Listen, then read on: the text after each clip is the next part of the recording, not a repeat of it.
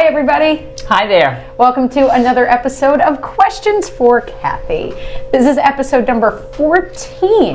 And again, continuing in our theme of food content and nutrition, we are going to talk about corn syrup, high fructose corn syrup. So this topic doesn't necessarily come from a specific person today, but we are going to get into the specifics of high fructose corn syrup. So let's start with that first question. What is it? Okay, so it is a sweetener that's made from cornstarch that has undergone enzymatic processing to convert some of the glucose into fructose. What is high fructose corn syrup used for? So high fructose corn syrup, or HFCS, is widely used in food products for several reasons.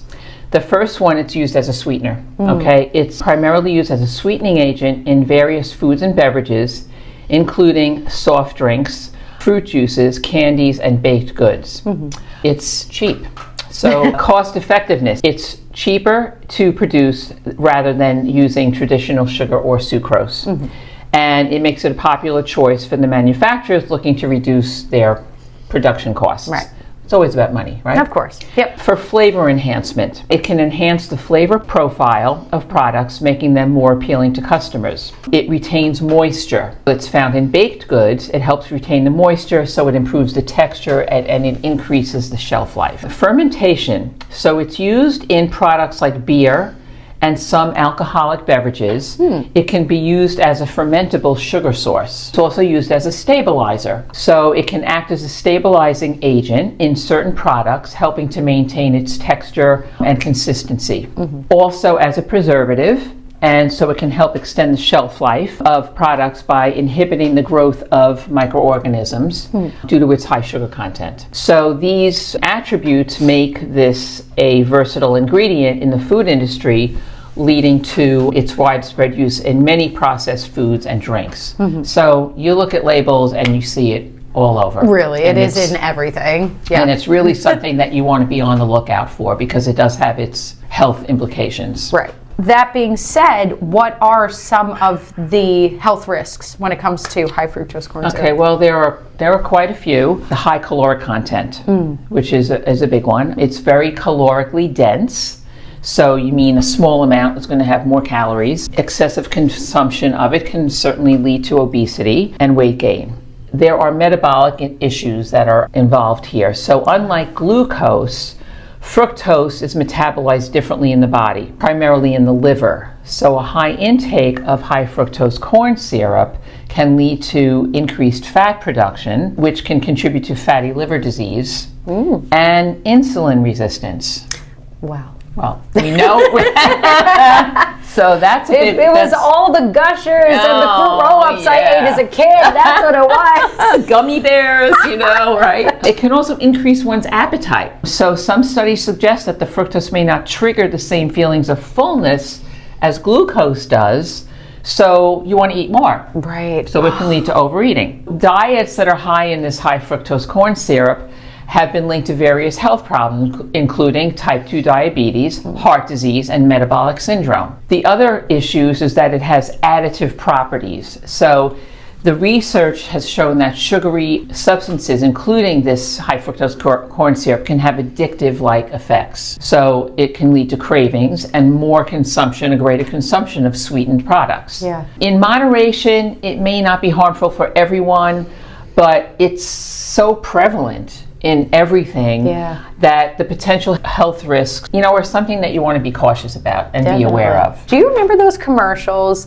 It was like a woman and she was speaking to somebody else and she was holding a popsicle and he goes like, "Oh, I don't want to eat that." And she's like, "No, it's okay. It's just corn." It's just like them being like, "No, it's fine. Eat this. It's okay. It's fine." It's not fine. You guys do your research. Oh my God. It makes so much sense. Buy more, eat more. It really is just about lining their pockets. It's always what it comes down to, right? Are there any natural alternatives? Yes. So that's the good news. There are. So there are several natural alternatives to high fructose corn syrup that can be used in sweeteners in food and beverages. Some of these include honey. So it's a natural sweetener with a unique flavor. Honey contains vitamins and antioxidants. It's sweeter than sugar, so less may be needed. However, we think of honey as a more natural product, but it's still sugar. Yes. Okay, so you do want to watch your consumption of sugar and the link to predisposition to type 2 diabetes, over obesity, etc. So also maple syrup, again, another natural sugar, but still sugar, made from the sap of maple trees. This syrup provides a distinct flavor, so it is very flavorful, but it does contain some minerals like manganese and zinc. Agave nectar. All right, so this is derived from the agave plant, sweeter than sugar, and has a lower glycemic index. So that's a good one. Tune in to our last week's episode. Although it is high in fructose, but it is has a lower glycemic index. Coconut sugar. So coconut sugar is made from the sap of coconut palms, and the sugar retains some nutrients and has a lower glycemic index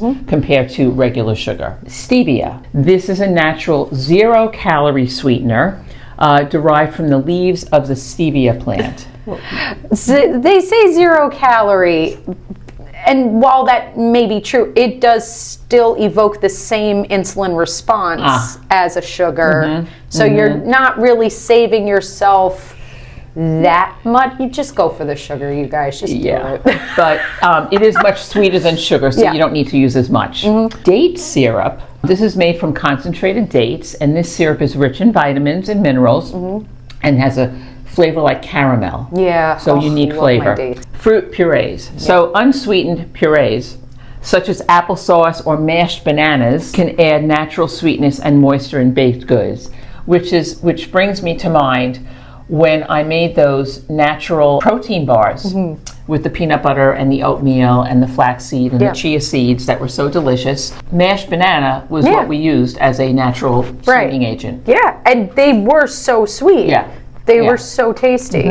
Brown rice syrup is another one. Tell me more about that. And this is produced from brown rice, and it has a very mild flavor, less sweet than sugar, but can be used in a lot of recipes. Molasses, another natural sugar, which is a byproduct of sugar production. Molasses has a moist flavor. It's very rich in iron, calcium, and other minerals. So if you're looking for a really good source of iron that's not from meat, molasses is one of those go-to products. So these alternatives can provide sweetness without offering the negative side effects and make them a little bit more nutritious, a little bit more appealing, and are great substitutes for high fructose corn syrup. And this is something that you really want to pay attention to when you're looking at a label. Definitely.